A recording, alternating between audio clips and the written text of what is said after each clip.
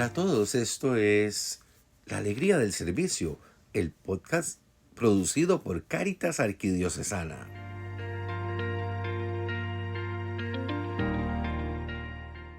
¿Por qué el Papa León XIV escogió este nombre?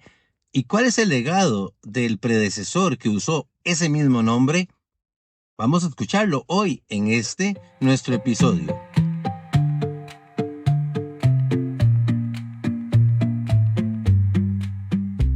En estos días en que hemos vivido la elección del Papa León XIV y él mismo ha aclarado por qué escoge el nombre, haciendo referencia a su predecesor León XIII, que fue papa entre los años 1878 y 1903, nos ha motivado para que este episodio hable de la contribución de León XIII en cuanto al magisterio social de la Iglesia Católica. A León XIII se le considera el padre de la doctrina social de la Iglesia, aunque sería más preciso decir el padre del magisterio social, porque ya hemos conversado en otros momentos que la doctrina social de la Iglesia tiene que ver con una manera de ser cristianos, que estamos atentos a los signos de los tiempos de la época que nos toca vivir y tratamos de buscar en ellos la voluntad de Dios y la llamada que Dios nos hace para seguir construyendo su reino en medio de la ciudad terrena, en medio de la vida temporal. Pues bien, el Papa León XIV escogió el nombre porque aquel Papa que reinó, como se decía antes, en la Iglesia Católica a finales del siglo XIX y principios del XX, se tuvo que enfrentar a los efectos que producía la Revolución Industrial Europea. Efectos sociales, políticos, económicos, culturales, familiares, efectos en todas las esferas de la vida. Vamos a conversar un poco de ese magisterio social de la Iglesia y del aporte de León XIII en su encíclica inaugural de este magisterio, Rerum Novarum.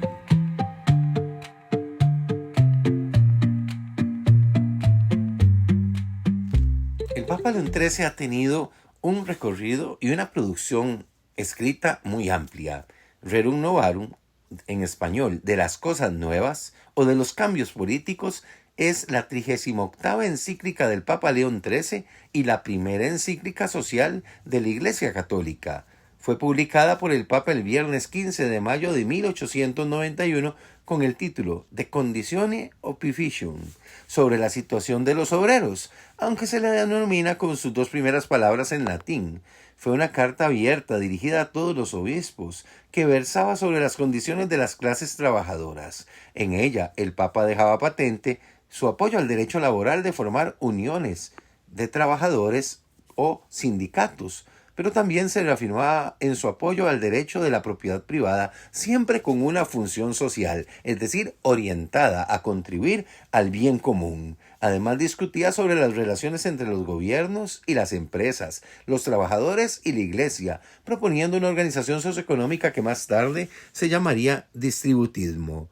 Aun cuando se ha debatido sobre posiciones o declaraciones particulares, es claro que este trabajo fue notable como resumen de muchos asuntos planteados por la Revolución Industrial, por el creciente movimiento obrero y las sociedades democráticas modernas que en aquella época surgían. Como hemos dicho otras veces, León XIII intenta tender un puente entre la Iglesia y ese mundo moderno. Con esta encíclica pretendió, entre otras cosas, paralizar la descristianización de las masas trabajadoras, en un periodo en el cual la credibilidad de la Iglesia se veía disminuida debido a que los sectores populares de la cristiandad e incluso del clero se inclinaban por las ideas revolucionarias o que las soluciones vendrían de las acciones conjuntas de la Iglesia, del Estado, del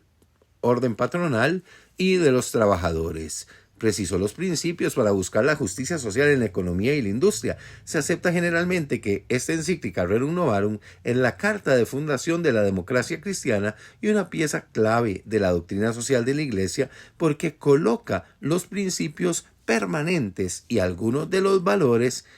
de la doctrina social de la Iglesia ya en ese primer documento. Precisemos entonces que la doctrina social de la Iglesia es una manera de vivir que ha existido a lo largo de la historia de la Iglesia en todos los grupos que se han ido formando de cristianos en distintas latitudes, y que el magisterio social es la puesta por escrito de ese proceso de reflexión, oración y lectura desde la fe de las condiciones en la sociedad que nos toca vivir, condiciones culturales, políticas, económicas y sociales. Ubicándonos en la época histórica, con los efectos de la Revolución Industrial Europea en la vida de las personas, las familias y en la sociedad, el Papa León XIII hace de la cuestión obrera el núcleo de la cuestión social. Años más tarde, con San Juan Pablo II, se dirá que sigue siendo la cuestión obrera el centro de la cuestión social y del magisterio social de la Iglesia. Al abordar los contenidos de la Rerum Novarum, de las cosas nuevas, vemos que el Papa León XIII se plantea hablar sobre los sistemas político-económicos que existen en la época y cómo el socialismo toca algunos fundamentos de la economía, la política y la vida social. Allí abarcará entonces la concepción de propiedad privada, que ya dijimos tiene una función social, cuál es el destino de los bienes creados, formulando ya en sus inicios el principio del destino universal de los bienes de la creación para el disfrute de todas las personas, del papel de la familia y el Estado y de lo que provoca el comunismo en aquella Europa que el Papa estaba viendo. También coloca la posición de la Iglesia y el problema frente a la situación obrera. Cómo se requiere generar caminos de concordia y no de lucha, haciendo frente a aquel postulado de la lucha de clases como motor de la historia. ¿Cuáles deben ser las relaciones entre patronos y obreros? ¿Cómo se funciona en sociedad delante de los bienes de la naturaleza? ¿Y cuál es la tarea de los seres humanos frente a ellos? Y también, ¿cuál es el aporte de la caridad de la Iglesia y el ejemplo de la Iglesia en torno a cómo funciona la vida social y qué aportes hace esta a esa vida social? Avanza y habla de los deberes del Estado en asegurar la prosperidad de las naciones, en cómo funcionan los órganos de gobierno, en qué papel tiene el Estado en torno a la propiedad privada y a la tutela de lo moral, a los límites del trabajo, al papel que tiene el Estado de regular las jornadas laborales. Recordemos que se discutía la extensión de estas, y plantea aquello que comienza a acuñarse ya en la doctrina social de la Iglesia como el justo salario, que va más allá de aquel que satisface las necesidades del obrero y que implica satisfacer las necesidades del trabajador. También hablará el Papa de la necesidad de las asociaciones de obreros y del derecho de asociación de estos, derecho de conformar distintas agrupaciones para ser, en medio de la vida social y de la vida laboral, un órgano intermedio que funcione en favor de los obreros y en el diálogo con los patronos. Profundizando los contenidos de la encíclica Rerum Novarum de las Cosas Nuevas del 15 de mayo de 1891, podemos señalar que el Papa León XIII se dedicó a profundizar la cuestión social desde la cuestión obrera, exigiendo que la fuerza de trabajo del hombre no sea considerada una mercancía y comenzando a esbozar el principio de la primacía del trabajo sobre el capital. Reconocer el derecho de las personas trabajadoras a constituir sus propias asociaciones, el derecho de asociación laboral. En aquel momento histórico, asociaciones como los sindicatos son las primeras que empiezan a surgir. Con el devenir de la historia tendremos otras formas asociativas que luego San Juan Pablo II, muchos años después, dirá que deben promoverse nuevas formas de asociación afincadas en el principio de la solidaridad que permite asumir la responsabilidad de todos por todos. También León XIII insta al Estado a reconocer, por ser natural, el derecho de asociación de los trabajadores. Invoca la llamada a los Estados a reconocer el descanso dominical Invoca la prohibición del trabajo infantil, la protección a las mujeres trabajadoras, el reconocimiento del justo salario, la previsión social, el establecer la adopción frente al socialismo y al liberalismo capitalista extremo del principio de colaboración entre las clases sociales, condenando así la lucha de clases que, según el marxismo científico, es el motor de la historia, el reconocimiento pleno de la propiedad privada, porque era un derecho natural, aunque dentro de los límites de la justicia. Por eso se habla de una función social de la propiedad privada, orientada a contribuir y a promover el bien común, aquel principio que nos dirá el desarrollo de la doctrina social de la Iglesia, que es el que permite asegurar el conjunto de condiciones sociales, políticas, económicas, culturales que permiten a las organizaciones y a la persona alcanzar su plena realización. Además de ese reconocimiento de la propiedad privada con límites dentro de la justicia social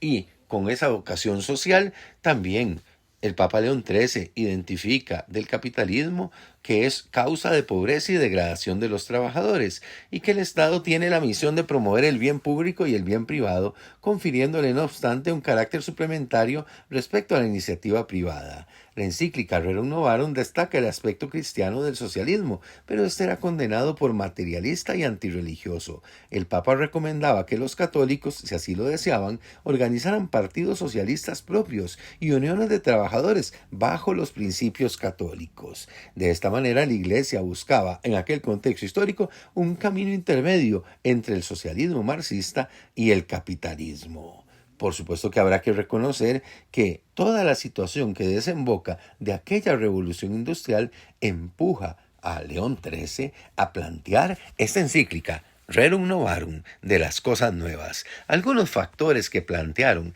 ese empuje para que el Papa se decidiera a publicarla son el divorcio entre la economía y los principios morales, y además la ética, el reconocimiento legítimo del provecho individual como perjuicio para los demás, la libertad de competencia económica sin frenos, la prohibición de la asociación profesional, la acumulación de riqueza como aspiración máxima en la vida, la miseria de las clases trabajadoras y la inexistencia del descanso dominical adecuado para aquellos trabajadores.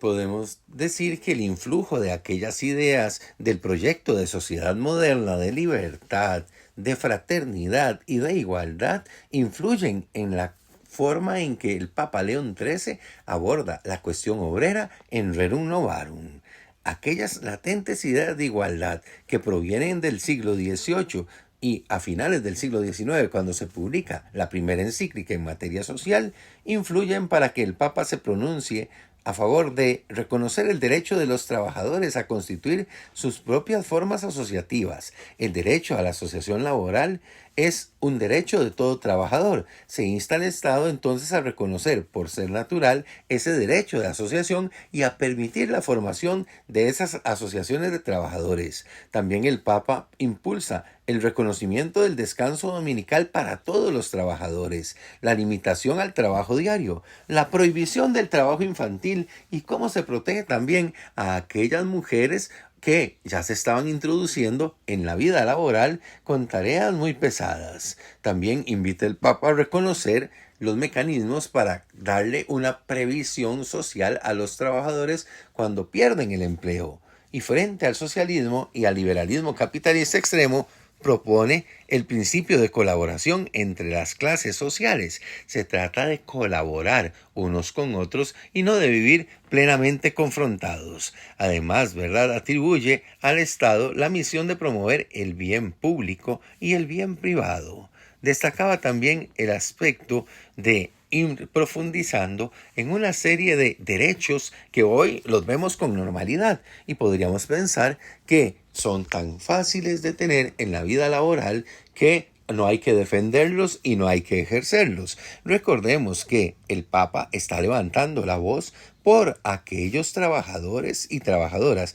que veía eran explotados como consecuencia de la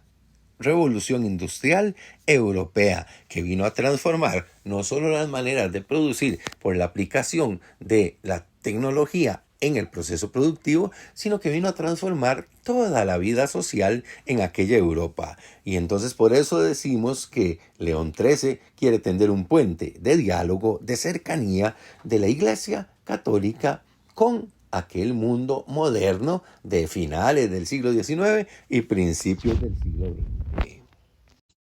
Ese ha sido nuestro episodio de la alegría del servicio. Les invitamos a estar con nosotros en el próximo episodio, que tratará sobre dónde nace la doctrina social de la Iglesia y cuáles son sus fuentes.